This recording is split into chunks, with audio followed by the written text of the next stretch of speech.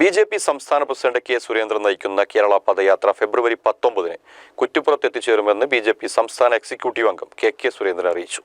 കുറ്റിപ്പുറത്ത് നടക്കുന്ന പൊതുസമ്മേളനത്തിന് ശേഷം നടക്കാവിലേക്ക് പദയാത്ര നടക്കും. പദയാത്രയുടെ സമാപന സമ്മേളനം നടക്കാവിൽ വെച്ച് നടക്കും. കുറ്റിപ്പുറത്ത് നടക്കുന്ന പൊതുസമ്മേളനത്തിലും തുടർന്ന് നടക്കുന്ന പദയാത്രയിലും കേന്ദ്രമന്ത്രിമാരും ദേശീയ നേതാക്കളും പങ്കെടുക്കുമെന്നും കെ. സുരേന്ദ്രൻ പറഞ്ഞു.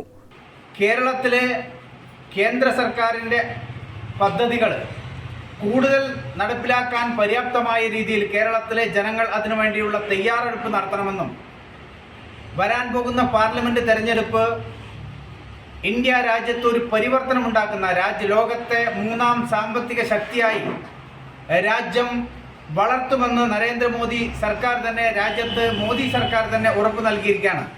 ലോക രാജ്യങ്ങളിൽ മോദി സർക്കാർ തന്നെ വിവിധ രാജ്യങ്ങളിൽ പോയി തന്നെ പറഞ്ഞു കഴിഞ്ഞിരിക്കുന്നു, ഇന്ത്യ ലോകത്തെ 3ാമത്തെ സാമ്പത്തിക ശക്തിയാകാൻ പോവുകയാണ്.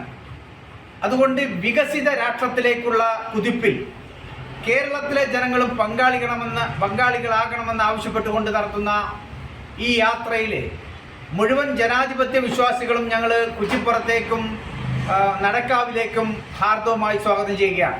CCN മലപ്പുറം.